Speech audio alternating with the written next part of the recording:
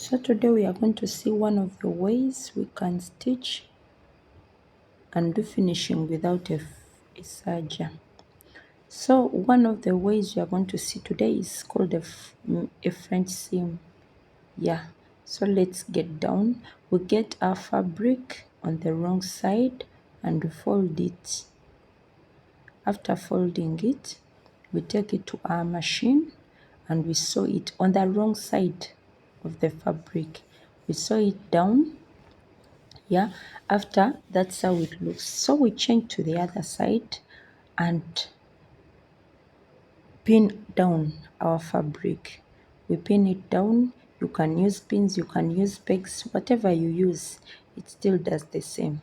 So we pin it down, as you can see, so that it cannot move and it is stable in one place.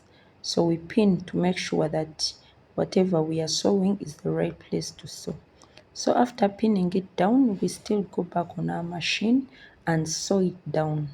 Yeah, we go and sew it.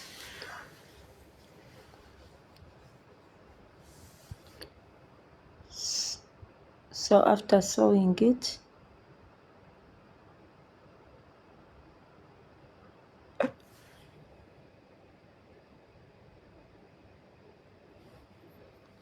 so that is how that is how our seam looks like. Let's see the outside of it. Yeah, that's how it looks like on the outside.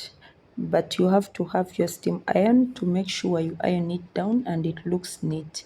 So that's our French seam. That is one of the ways you can finish without a serger.